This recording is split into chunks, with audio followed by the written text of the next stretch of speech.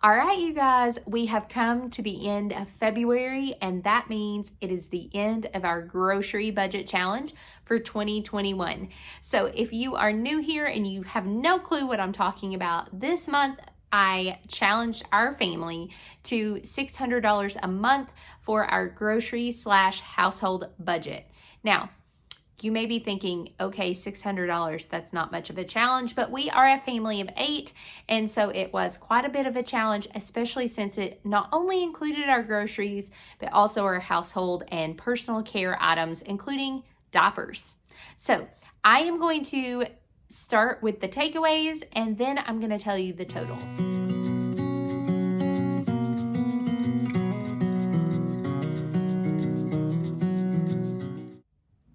So as always, the biggest takeaway is number one, cook as much from scratch as possible. Anytime that you introduce foods into your meal plan that are pre-prepared or processed foods, then normally it's going to either be more expensive or it's not going to fill you up as long, and it's going to take more of it to fill you up long term. The next thing would be to plan meals. That is a huge time saver and a huge money saver over here, because then you already have a plan before you go to the grocery store of what you need to buy. You're not going to overbuy, and you're not going to impulse buy. Another thing that helps with that is by even doing grocery pickup. So if you do the meal planning and then you make out your grocery list and then you put your items in your cart for grocery pickup, then that keeps you out of the store and you're not going to impulse buy there either. The other thing that I find very important to staying within a grocery budget in our home is to provide yourself some flex meals. So when I do our meal plan number 1, I do not adhere it to specific days. It helps to be able to plan, okay, this week, these are the meals we're going to plan for, but not assign them specific days, because there might be one night where you need a meal that is a quicker type meal to make, and there might be another meal that you can spend a little more time on, or maybe you're just not in the mood for whatever you planned a certain night. And then that keeps you from impulse going out and getting food from takeout or anything like that. The other thing as far as helping you to stay on budget in a grocery budget is to think about meals that you could recycle. And that term sounds kind of gross when you're talking about food, but it actually is a really helpful habit to have. So I try to plan meals in a way where, for example, if one meal I can cook a whole chicken and use some of the meat one night, and then we have more of that meat for another night. Or maybe I just cook all of, for example, like one week we had Greek chicken, and then the next meal after that, we made a chicken Alfredo out of the Greek chicken that I made a ton of. So to think of it that way, and also that helps too in those nights where you know you're not going to have a lot of time to cook. It helps to kind of meal prep at the beginning of the week or throughout the week just by making extra in a meal. The other thing is to bulk up on your sides. Things like fruits and vegetables, or even sides like potatoes and carb kind of sides without it being unhealthy. But what I mean by that is to focus on more of your sides than your actual protein. The reality is that our protein only needs to be about 4 ounces of meat. Anything more than that is actually not really necessary for our bodies. That's a ton of meat. I know it doesn't seem like a lot, but it really is. But 4 to 6 ounces of meat is absolutely plenty per person. And if you look at it from that perspective, then that can help cut down on costs a lot, because your meat is actually what drives your grocery costs a lot of times. Something else that I found really interesting this month is normally we do a once a month grocery haul where we get the main staples of our meals from Costco and then some items from Trader Joe's. And I only do that once a month, and then the rest of our groceries I just get throughout the month as fill-in groceries from our local Kroger. Something that I noticed this month is that I did not visit Costco.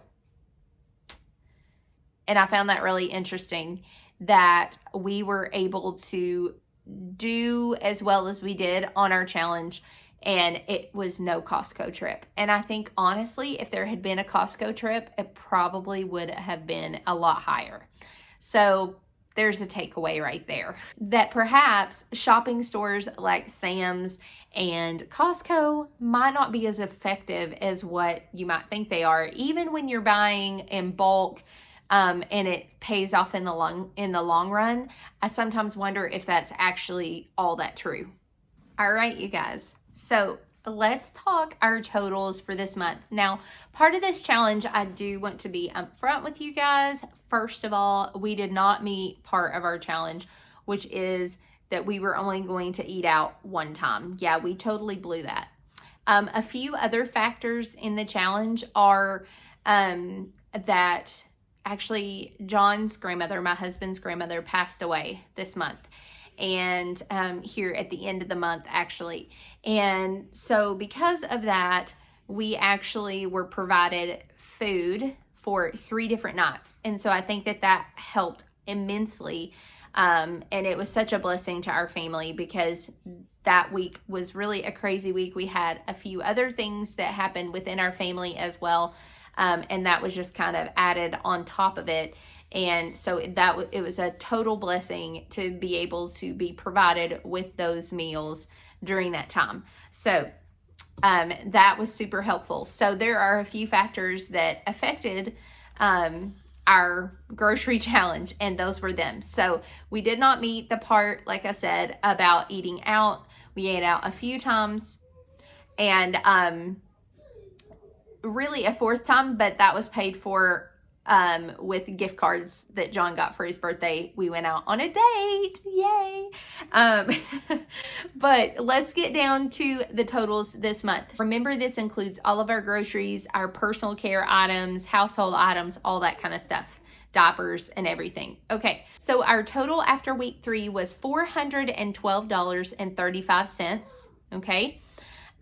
So after that, we had a birthday that came up, and so at Sam's for the cake and just some snacky things for that birthday, we spent $52.45, and then we had to run to a local grocery store and pick up a couple of things that we forgot to pick up for that, some drinks, and so that was $7.68. And then I had a run to Kroger to get things like detergent and cleaner and a few fill-in groceries for the rest of the month, and that was $92.12. So our total for this challenge was $564.60. I am so pleased by that. I am just blown away. But I will be honest with you guys, there are some things in my pantry stock that are depleted now, and I'm like, I have to go fill those back up. But this was a fun challenge. If you joined in, I would love to hear, how did you do this month? I have enjoyed following along with the other mamas who have been doing this challenge as well. I will link the playlist down below. Make sure you go check it out and see how everybody else did in this challenge as well. And you can check out previous videos from the challenge. Remember, you can do this at any point throughout the year. The purpose is just to challenge yourself in whatever way. This was our challenge. You can choose how you want to challenge yourself and your family. And I wish you all the best of luck. If you are not subscribed already, I would love if you would hit that subscribe button down below, guys. And I will see you all on future videos. Thanks so much and have a blessed day.